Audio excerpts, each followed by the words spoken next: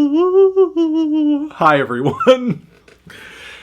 Jiffany Spliftano here, the internet's busiest music nerd, and it's time for a review of this new MIFFLE album, Goodbye World. MIFFLE is an artist based out of Warsaw, Poland, who describes their music as electroacoustic music made with tape loops. This is their debut album, and outside of that, I'm not sure there are many more bare facts that are necessary, which is fine because I feel like when it comes to music like this, sometimes the more mystery, the better. Drone, ambient music, electroacoustic experiments, and tape music aren't always improved by an over-explanation of their process or what inspired it. I think of how polarizing William Basinski's disintegration loops is due to what inspired it and what his process was on that project, which then becomes more of a conversation than the music itself. But I don't know, Basinski is also like the closest thing tape music has to a genuine rock star, so maybe his approach is best. With these genres, though, the sounds are often so abstract and formalist that sometimes part of the fun can be just letting the audience immerse themselves in it and see what happens. However, there are some scant credits and background info to go off of. All sounds and instruments played, recorded, and mangled by MIFFLE, artwork by MIFFLE. I'm dedicating this album to my dear friend C, who passed away on the 7th of April 2023. He was always super supportive and really enthusiastic to hear any music I made. I miss you so much. And on the streaming platform profile photo I saw connected to this record, I noticed a couple of death by audio pedals. So no question, MIFFLE is most definitely about that sound design life if you're willing to drop the necessary cash to get one of those babies. However, again, I will stress the real magic of this project is in the listening experience, because from beginning to end, Goodbye World is a non-stop array of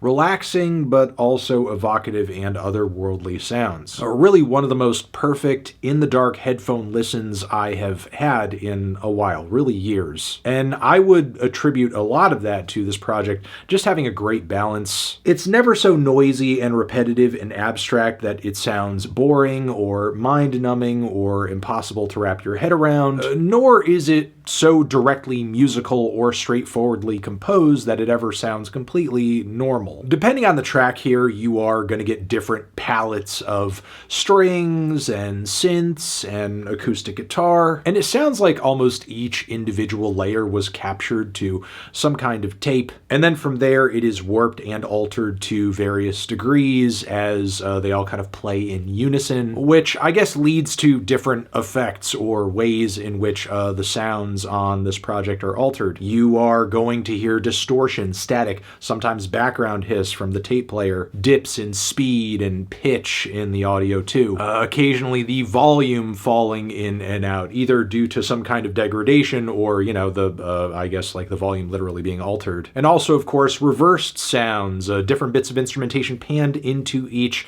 channel so they have a bit of a dueling effect. Really all the types of weird sounds and glitches that you may already be familiar with if you've spent any amount of time listening to music on some sort of cassette, which again has led to a lot of folktronic passages that sound familiar and alien at the same time. And even though this record is as abstract as it is, I was surprised that I actually caught a number of what to me felt like musical and aesthetic highlights throughout it. You have the quickly swelling sounds of field recordings, the bustle of crowds, traffic, what sounds like just kind of being out and about while recording at the same time, which is set against these meditative synths and computing little bleep bloop notes on the track, losing interest in the things you love. There's also a truly beautiful stillness to the pensive guitar arpeggios and violin lines that you'll catch on the second track as the early birds rise. I also love the layers of high fidelity strings that seep in and slowly take over all of the mangled, warbly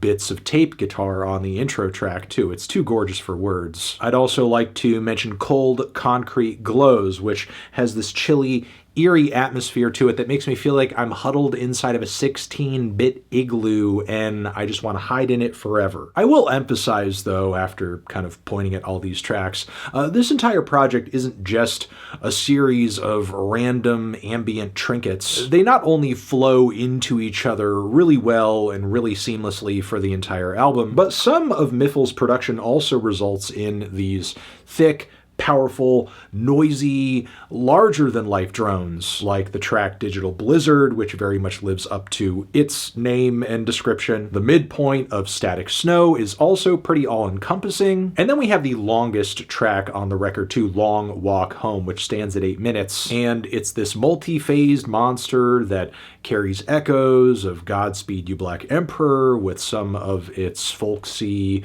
guitar and string passages at the start, but then it is eventually swallowed in this searing wall of bass and analog distortion that really crackles like a raging wildfire. And even as it gets harsher and more dissonant, it's somehow still very gratifying. And slowly this wall of noise does kind of clear up to reveal the strings we heard toward the start of the track, at the very end too, making the whole experience of this track feel as if I just kind of, went through just an intense hurricane that I just eventually outlasted, I guess. And I want to stress, this track is kind of the exception in the track list on this record. The vast majority of the songs here are really not all that long, which is interesting for styles of music that are known for taking their time occasionally. I mean, some of my favorites in the ambient and drone field are known to do a lot within the span of like a classic rock song. Take Tim Hecker,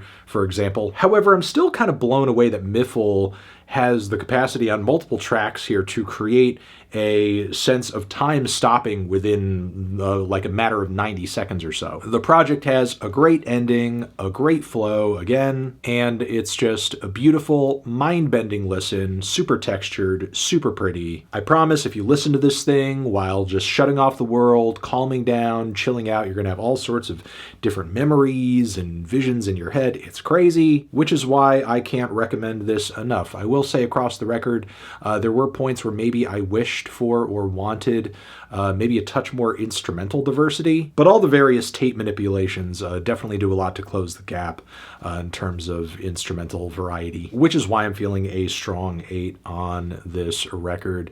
Transition, have you given this MIFFLE here a listen? Did you love it? Did you hate it? What would you rate it? You're the best, you're the best. What should I review next? Hit the like if you like. Please subscribe and please don't cry. Hit the bell as well. Over here next to my head, it's another video that you can check out. Hit that up or the link to subscribe to the channel.